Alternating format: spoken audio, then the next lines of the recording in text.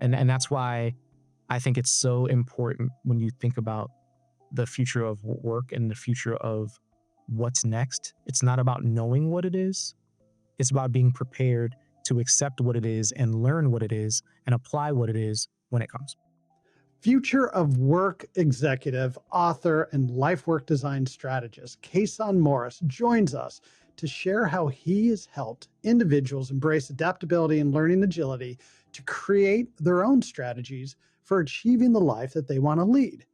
His superpower is life work design, which was something that he learned firsthand early on in his career when he was experiencing burnout and on a path that didn't align with the life that he wanted to lead. When I hit that burnout and I recognized the impacts on like my family, that's when I had to acknowledge like, hey, this way of thinking doesn't fit the life that I want to build. It forced me to start thinking about like, how do I start to take success and redefine it? Not in the terms of what's expected of me, but in the terms of what it means for me. In taking that mindset, then my work became my first investor in my freedom and in my happiness. And that's when I started prioritizing my life in front of my work. In the conversation, he and I explore the relationship between adaptability and life work design, and we get into some of the things that get in the way of achieving our designs. As we think about the future, and I know this is pressing on people's minds, I think the reality is that the future isn't coming, the future is now. So it isn't about knowing everything. It's about your ability to be able to pick up something and learn something and apply it in a way as quickly as possible that will allow you to build the skills and experiences that you need for whatever it is you want to do next. And some people are naturally a little bit better at it than others, but we can all improve that capability. While Kason goes in depth on how resilience, learning agility, and adaptability are the key capabilities that go hand in hand with designing and experimenting with our life work designs, the truth is there's one common tendency of high achievers that is the biggest roadblock to achieving our life work designs. And in this conversation, Kason shares how he has had to unlearn and relearn how to deal with this way too common tendency in order for him to achieve his own life work designs.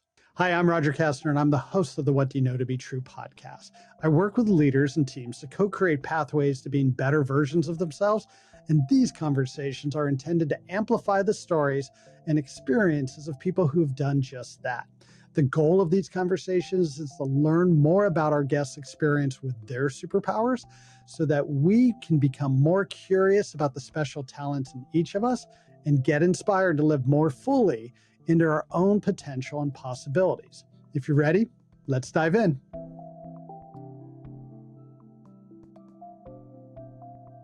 Hey, Kason, thank you for joining me today. I'm excited to connect with you today. Glad to be here. I'm always glad to have these kinds of conversations. I know professionally you're focused on the future of work and helping leaders and companies map out the skills and capabilities they need so that they will be successful and be able to pick the talent that's available to them to match those needs.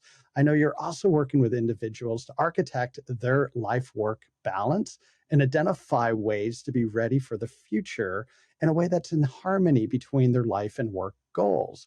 Before we get too far into this conversation, what else is important that we should know about you?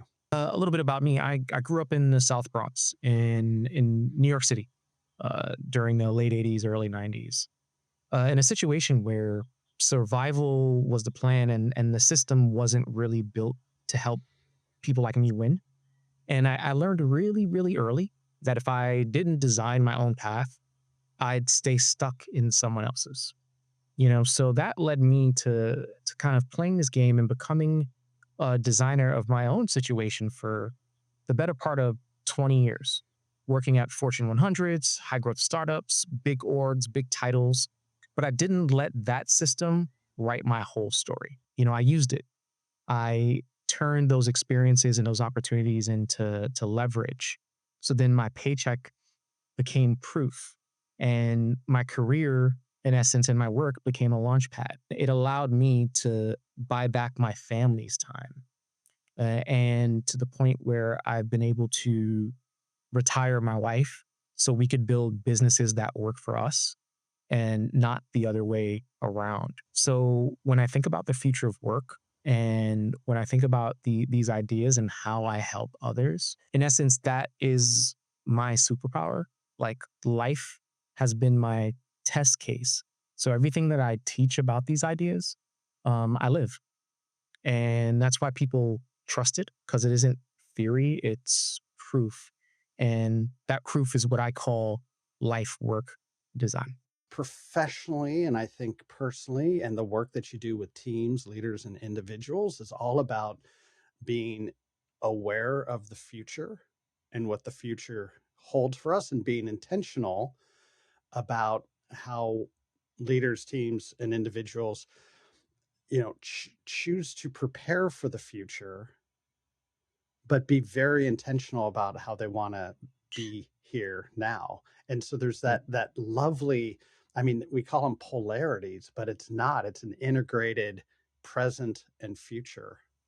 That's a very astute observation. It's like I have a forward looking lens, but a very right now context in what I do in work and in life.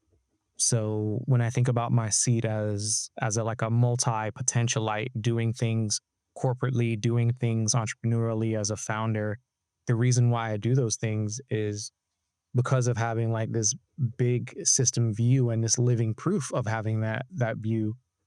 I feel like my mission and driver is like, how do I help improve the system and the infrastructure for what's next on one side as a leader, and then on the other side as a founder, it's like, how do I evangelize and empower people with the mindset that they already have the skills they need for what's next. It's all about how your story is the asset, how your life in essence is the test case, and how your work and what you choose to do is really that invitation.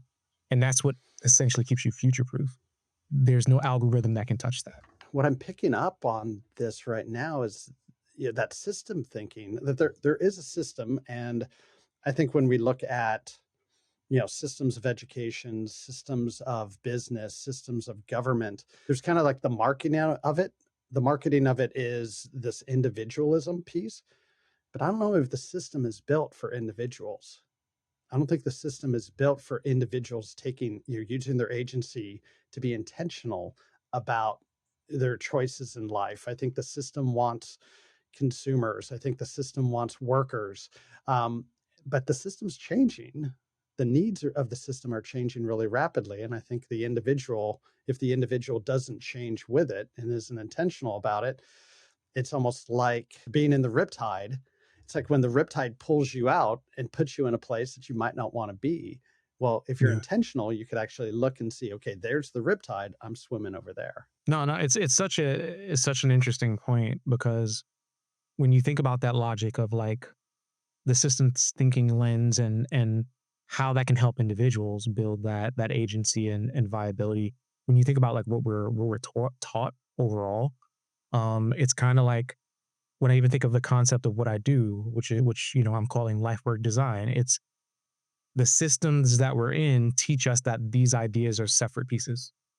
Job is here, family's here, dreams are over there on some kind of sticky note, and that's why people kind of get stuck because they're trying to focus on being great, or they get pulled into one thing without really seeing the connection to all those things. It's like you're trying to juggle a million puzzle pieces that don't really fit together. And I think that Mm.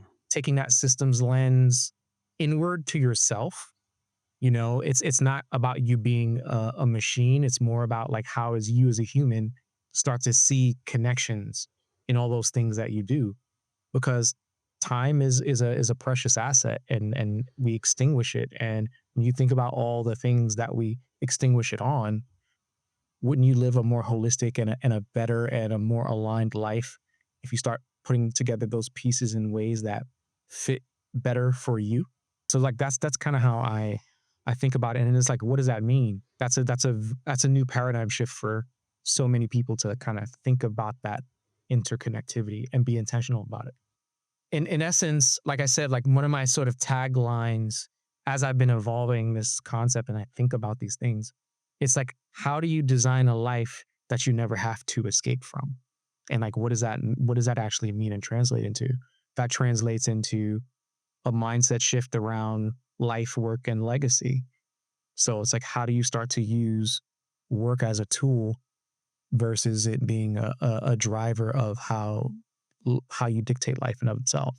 And most people, for most people in traditional constructs and in our systems constructs that we talk about, you're a worker, you're a cog in the system. You get plugged in to give the system an output, and then you get spat out. But in a systems thinking mindset, in a designer mindset, where you're designing a life you don't want a vacation from, you see work as a tool for you as well. The question is how is that tool serving you? Is it serving you with money? Is it serving you with access to opportunity? Is it serving you with connection? Is it serving you with, projects and work that you can experiment on that you maybe otherwise don't get the chance to do? So having that attitude, having that internal shift is such a huge unlock because there's no such thing as a bad job or a bad opportunity. Now it's just like, this is good enough for now because I understand how work fits my life system. On a recent Live Work live session you hosted on LinkedIn, you were talking about future proofing one's career and picking up new skills to get us ready for the future of work. And you said the number one skill is learning how to learn. About a year ago, a previous guest, Melissa Janis, said the meta competency for the 21st century is learning agility. Can you tell us a little more about why it's important that we learn how we learn? Such a good and important topic to talk about. You've probably heard these ideas of having a continuous learning mindset. When you think about the idea of learning how to learn, it isn't just about, hey, let me go consume some training, let me go work on this project, let me take, this gig opportunity. It's the idea of understanding how the brain picks up information, how you as an individual are able to best consume knowledge and then apply it in a way that has meaning. And I feel like learning how to learn is a meta skill. And by a meta skill, it's one of those sort of top level skills that live above all, that are isn't taught but is desperately needed. So when you think about our traditional academic pathways, we go to school, we learn different subjects. Very rarely do people learn how the brain works or how the brain stores information. If you start to understand how the brain works and how you work, you can start to build up habits that allow you to ultimately dive into what we were talking about in another conversation around becoming adaptable and having adaptability. So it isn't about knowing everything, it's about your ability to be able to pick up something and learn something and apply it in a way as quickly as possible that will allow you to build the skills and experiences that you need for whatever it is you want to do next. And some people are naturally a little bit better at it than others, but we can all improve that capability. And that's why I think it's so important when you think about the future of work and the future of what's next. It's not about knowing what it is. It's about being prepared to accept what it is and learn what it is and apply what it is when it comes. So one part of my like just personal like curiosity, and when I take on like this systems mindset and continuous learning mindset, I always try to look for like what I call like 10x knowledge. It's like those things that stand the test of time and they've existed for like a really long time. And then, they may just have applications in different ways, or they just get subtle reinventions. And chances are, when you see it in that way, that means the core of it, there's something really powerful there and sustainable. So it's not like, oh, this is the next fad or the next thing. There are just some values and principles that, in essence, are future proof. And when I think about it in that lens, like everything I do, when I even talk about the messaging, It's not a fear tactic, but it's more of a wake up call. It's like, what does it mean to be future proof? It's not about knowing what the future is. It's about self awareness and intentionality and readiness to adapt and move based on your core values. First in life, and then allowing work to be a facilitator of that. And then the other component for me is also to what you talk about community. I think about it in relation to legacy.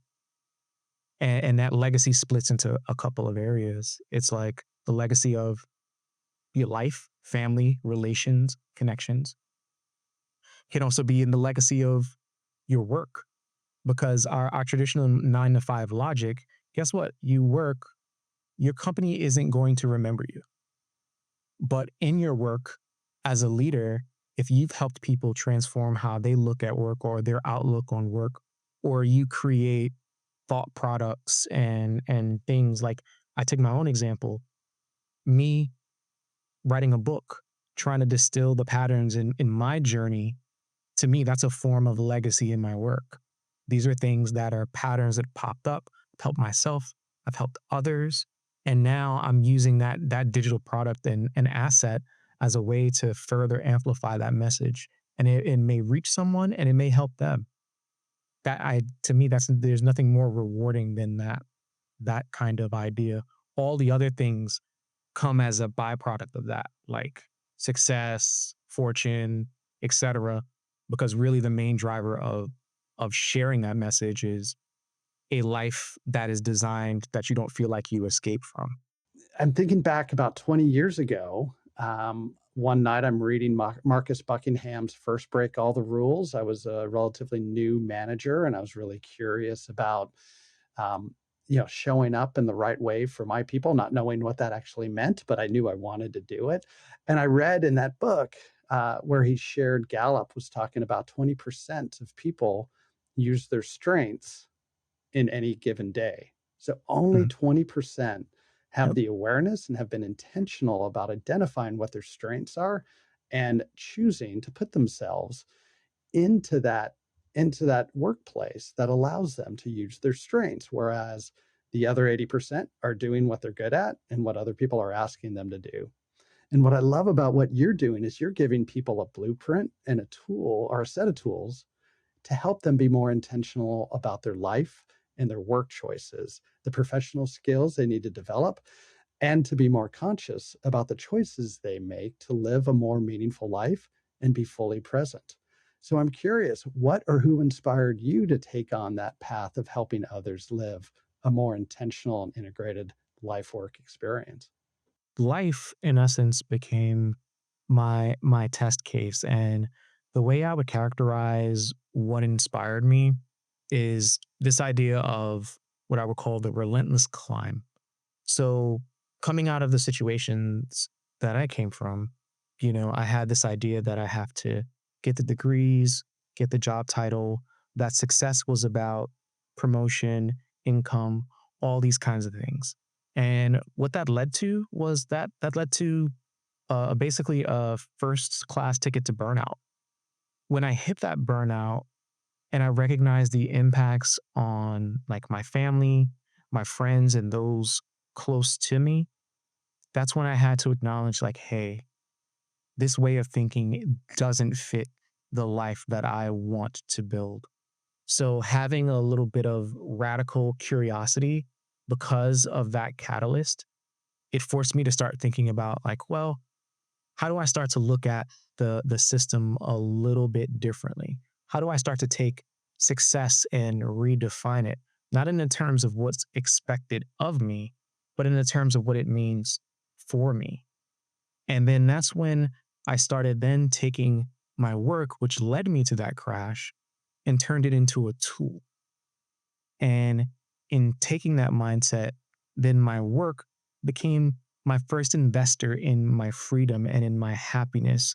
And that's when I started prioritizing my life in front of my work.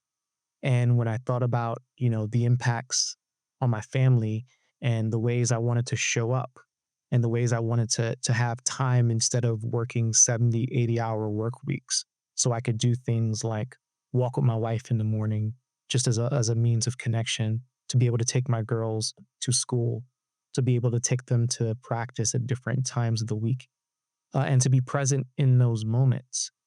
Those things then became drivers of who I am and what I wanted to be. And when I started applying it for myself and I started to think about my activities as a system and what are the habits that I could put together to help make sure that I protected those spaces and that they gave me energy to then show up and do really well in the work context, it just became a multiplier of this idea of being a designer, and this concept of life work design. Because when you think about the way that people mostly talk about these ideas, we tend to talk about them in the context of work and life. So we're saying that work drives our life. And then we talk about balance as well. And when you think about balance in that context, it's a false dichotomy because these things will never truly be equal. So, in trying to force those things for myself in my own journey, trying to create that equality, my system broke. And that process of rebuilding allowed me to then take work, put that as a secondary piece, and bring life to the forefront. And instead of trying to achieve balance, I was trying to achieve alignment or synergy, understanding that there are ebbs and flows in what I do to make sure how I show up. I love the phrase relentless climb. There's so many people that are climbing because they think there's that one path that they have to follow. And they're not having that moment to look at, okay, here's the system and here's my needs. And how do we look at these where I get to design what path I want to be on? There's a little bit of like at some point, I imagine there had to be a spark to look at, okay, here's the system, here's the path, not quite right for me. And I'm wondering, is there anyone in your life that helped you like look at things from that system perspective and have the knowledge that you can choose differently? It's a great question. And I think one of the moments where I got to thinking about it and what that spark was one day watching my second daughter imitate, what she perceived as me doing work. What she did is she got on the keyboard, she started clacking the keys, she had a phone in her hand, and she's like, business, business, business, talk, talk, talk, clack, clack, clack. And it was cute and adorable, but at the same time, it was a moment of processing where when I think about the image that I represent for my daughter, it's not me picking her up or playing with her or doing something with her. It was the image of me on a keyboard in front of a screen on the phone. And that told me like, hey, this is not it. This is Hmm. not the design. This is not the representation that I want for my child to have about me. That was the moment where I started to look at like, how do I flip this script? How do I use what I know and what I'm good at, my story, my experiences as a weapon, as a currency, you know, as a tool to make sure that I can create space to help shift that narrative that mattered to me, which was how my daughter perceived me doing work. So now, when I go back to this, and she's a little bit older now, she sees me in how I do work as an executive, but then she also sees me in how I do work as a founder and a coach, and how I help people, and how I've written a book, and how I've built all these things around what I do for a living as a way to help others. And she's really involved in that and a way more interested. And then that narrative shifted, and that told me that, hey, I need to keep going. I need to keep improving this system. I want to be able to help others do the same kinds of things based on their design. And that's what I've done ever since. And it's been a few years now, almost eight years doing that kind of work, whether it's my direct reports in my corporate endeavors or if it's people outside as a founder that are looking for that help in wayfinding. So she was the reason for my wayfinding in this idea. I love that story. Thank you for sharing that with us. And yeah, I mean, I'm kind of having fun with the idea like a KPI for the house is how our children imitate us. And yeah, what I mean, I think a lot of us will think about like what are the stories our children going to tell about us? And it makes me think what you were saying about that ikigai diagram and having that one of the circles being around legacy. And there's no more important legacy than the stories our children will tell about us.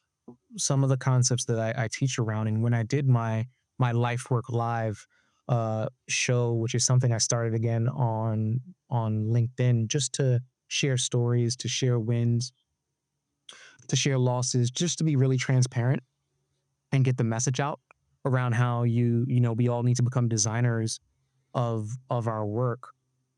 It really makes me think about sort of three big tenets for me. It's really about life. It's about how to use work as a tool, and it's about the idea of legacy. And legacy, as we spoke about earlier, it has a couple of different pathways. There's legacy in relation to your connections and the people you're around and your communities.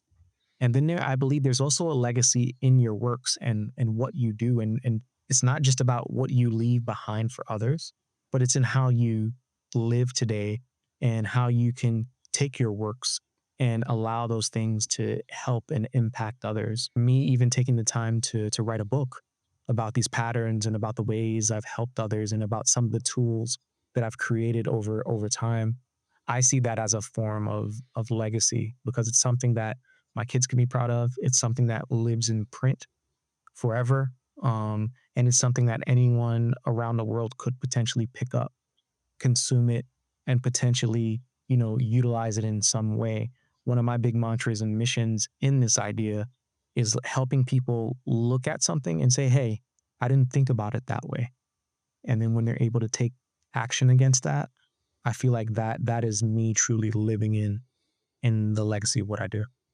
In these conversations, we're exploring our experiences with our superpowers to better understand the building blocks of living into our possibilities. And I think one of those building blocks is something you've already talked about, adaptability, which I'm thinking of adaptability as that combination of learning agility, resilience, and a mindset of self leadership. And really, it's that we get to choose how we want to lead our lives. What I'm curious to hear from you is the relationship between your superpower of life work design and adaptability. It's the engine behind everything I've built, everything I teach. Um, and when you think about the idea of adaptability, change is our only constant in the world. And when you think about the world that we live in today, what adaptability can translate into when you do it right is agency. Adaptability is that new currency. It's the way to go from survival to actually leveling up and thriving. And when you think about the core underpinnings of adaptability, it's that idea that it's not about knowing it all. It's not about doing it all. It's about how well you can adjust with the variables that are in front of you to figure out the best way forward. And when you think about what's happening in the world now with um, AI and emerging technologies and some of our macro political environments and the instability and all these different things, I think we're feeling that pressure of change more than ever. And just a fun fact about actually the pace of change. When you think about what's happening in the world with technology, one of the challenges for humanity as a whole is that change is happening faster than our brains can actually absorb and comprehend. So the process isn't new. It's just the speed at which we're going through it is more than we can handle. So I say this to say that the more we lean into adaptability and dexterity as superpowers, the better off we'll be in this pace of change, because it's not going to get slower. It's just going to be the next generations of people that thrive are the ones that really double down on the skill around adaptability. So I definitely think it's one of those future proofing sort of superpower kind of skills that fall right next to the idea of like learning how to learn and learning dexterity. These are very synergistic, complementary kinds of superpowers that will help you thrive in this next normal. That's so powerful, and I'm thinking about certain leaders that make headlines, whether they're political or in business, where they're kind of leaning into ways of working from the past.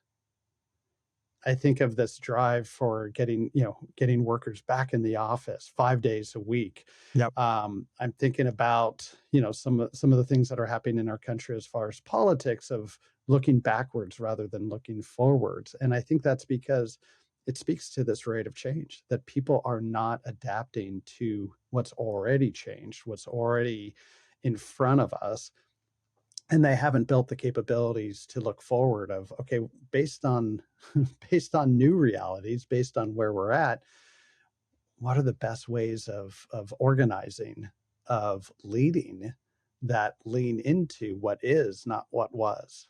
Yep. Very well said. Um, I think adaptability is that through line. It's not just a buzzword. I mean, it's not like it's a new term, but I think if we really lean into it and we start to unpack it and we start to deconstruct it, it is that through line that connects us to now. And I think that's an important takeaway for our listeners and for those that are listening, to this podcast. You just made me think differently about the word adaptability. It When you said it's the through line of adaptability is getting us ready for the now, I was thinking adaptability is about getting ready for the future. But based on your prior comment about, our brains aren't adapting to how quickly things are changing, things have already changed right now. And if we're not adapting to the right now, forget about the future, forget about 5 years from now. It's already changed so fast, we're probably out of sync with the now already. 100%. I mean, when you even think about planning, and the old school logic of like, hey, what's your 5 year plan? I don't encourage people to think in 5 years anymore. Think in sprints. What's going to happen within the next year? How are you setting up milestones within that year to audit what's happening?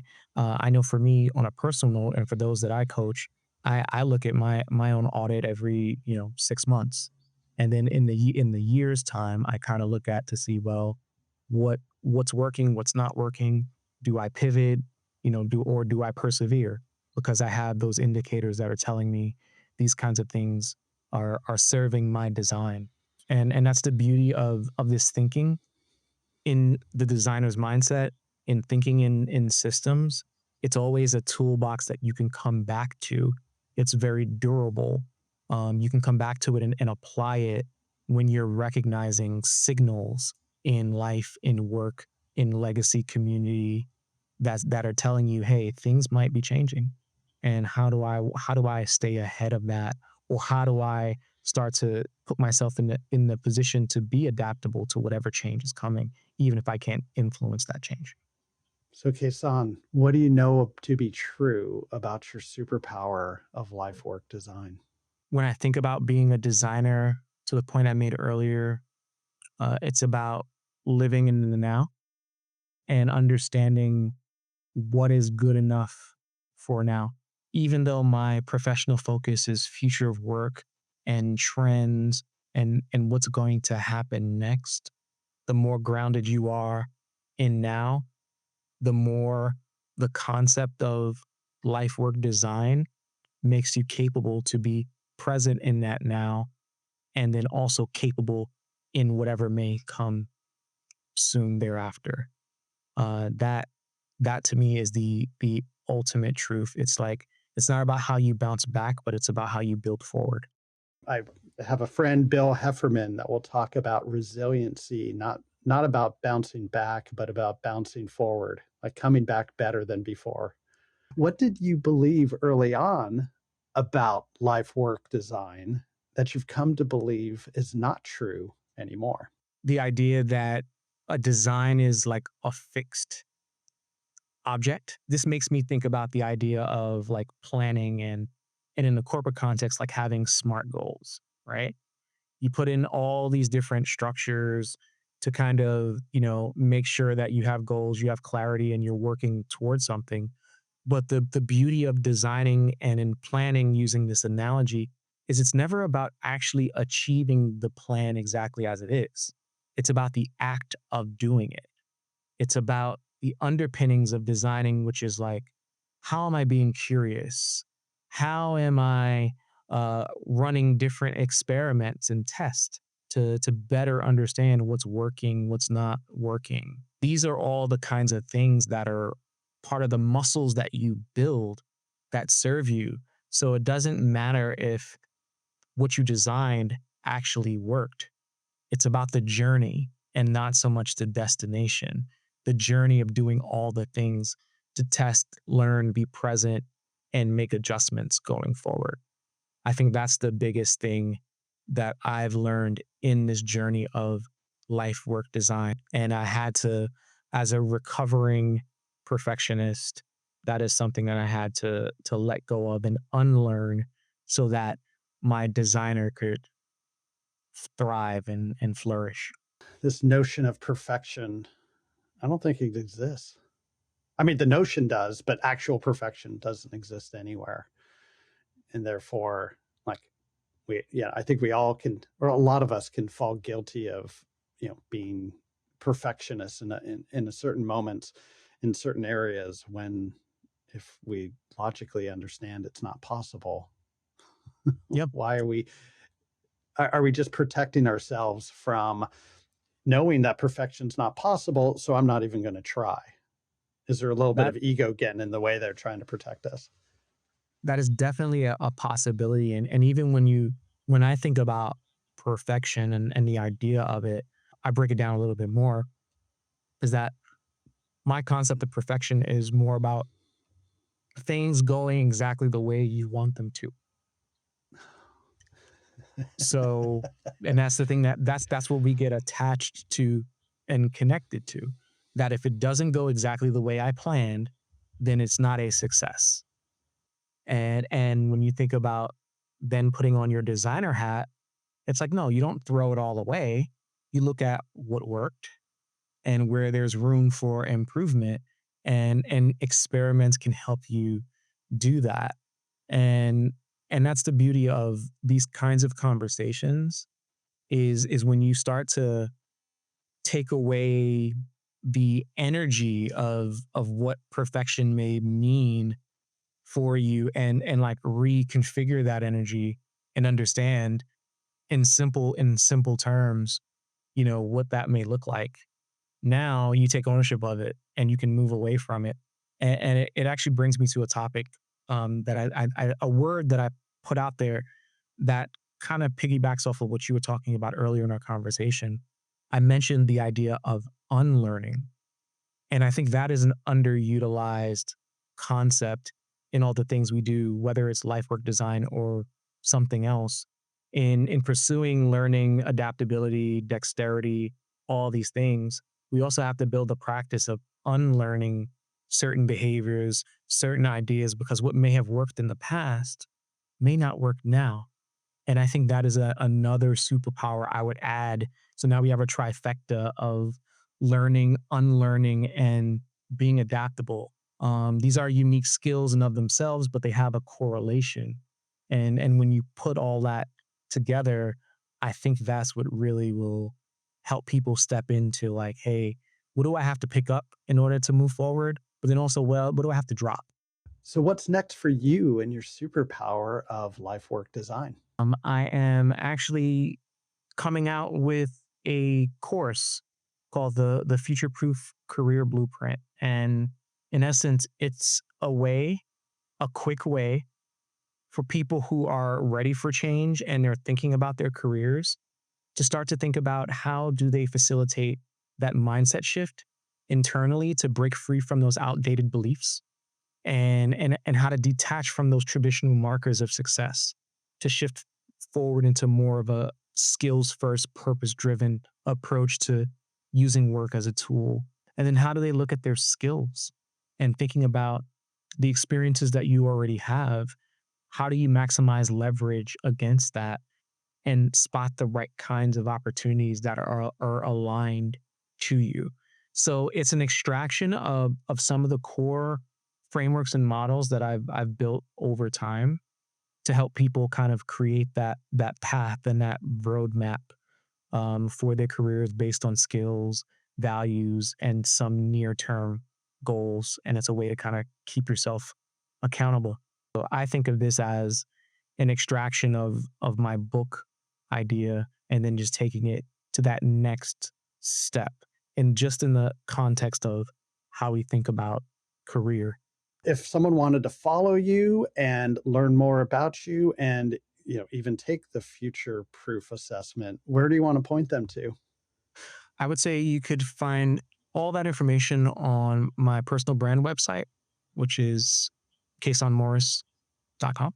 You can also follow me on LinkedIn, but my website is the pathway to all the different ways to work with me, to get access to my book, to get access to all my latest tools. I also to get access to my newsletter. Just it's the entry point for my full ecosystem. And the beauty of it is that I'm still building, I'm still designing, I'm still learning. So as I said before, I live what I teach, and I'm happy to bring you all along. Okay, Kason, are you ready for the lightning round? Let's go. Let's do it. Fill in the blank. Life work design is. Life work design is helping you design a life that you don't have to escape from. Who in your life provides life work design for you? My wife. She is my mirror and my reflection and my accountability partner. And in helping her start her own businesses and live into these principles, she's also my inspiration in how I actually continue my own design to meet her where she's at. Is there a practice or a routine that helps you grow, nurture, or renew your ability to perform life work design? I would say it's so simple that it's hard. It's this logic of setting the bar low. So it's like whenever I want to run an experiment, it's like how do I set the bar low enough where it's achievable and repeatable so that I do it over and over again and it becomes habit and routine that I can then incorporate into something else bigger. Is there a book or a movie that you recently read or watched that you would recommend that has life work design as a theme? It's a core and true inspiration to me. I am a super huge fan of The Matrix. When you think about the hero journey and the hero story and how Neo had choices to make to either stay in the system and be comfortable or to unplug from it and change everything and inspire a generation of people to work outside the system and truly live. Um, that's one of those formative things that even as a budding high school student and future designer that has stayed with me ever since. Instantly, I was thinking about the red pill, blue pill decision. Yeah, Like, yeah, do you want to be a designer or do you want to just follow the rut that you're in? 100%. As we think about the future, and I know this is pressing on people's minds, I think the reality is that the future isn't coming, the future is now. And as you think about the topics and the tenets, in this episode today, and not only today, but some of the principles you talk about in your podcast and all the different principles that help leaders and people be better at work, that these are now topics. And I just want to urge and implore people to start to think about what does it mean for them in the present and to live in that now and and connect with the right kinds of people and the right kinds of content that will help you wayfind.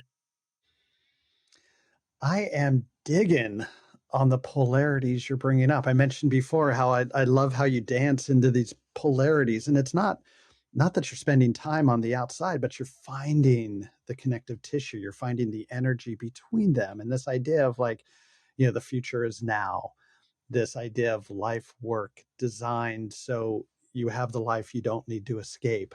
Um, and escape and now feel like a little bit of like polarities, and that you're giving people the tools to be in the now. And even the idea of learn and unlearn and adaptability, the learn and unlearn, those feel like polarities. I love how you're weaving in between those, and it really speaks to being a designer and a system thinker, and it really jazzes me up. And I love the pivot, the frame, the reframe of, perfection being really attachment to how we want things to be.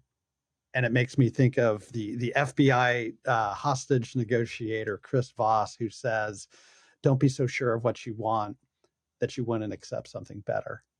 And so all these things are just bubbling up for me. This has been such an amazing conversation. I really like the conversations we've had before. I really, really cherish the time, the wisdom, and just being here in community with you. So thank you so much. Thank you so much for creating the space, for having such an important conversation, for creating a platform that allows people to think about these kinds of topics. Happy to serve, and thank you for the inspiration and the opportunity to share with your audience. You're so welcome. Okay, take care. Bye bye. Bye now. Thank you all for being in this conversation with us. And thank you, Kason, for sharing your wisdom and knowledge about what it takes to be the designer of our own life work designs and being in alignment with the holistic experience we want for ourselves, our families, and in our communities. The question I'm asking myself now after this conversation is, where in my life work designs am I allowing perfection to get in the way of progress? What Do You Know to Be True is a Three Blue Pens production, and I'm your host, Roger Kastner. We are recording on the ancestral lands of the Duwamish and Suquamish people. To discover the ancestral lands of the indigenous people whose land you may be on, go to native-lands.ca. Be well, my friends, and as always, love you, mean it.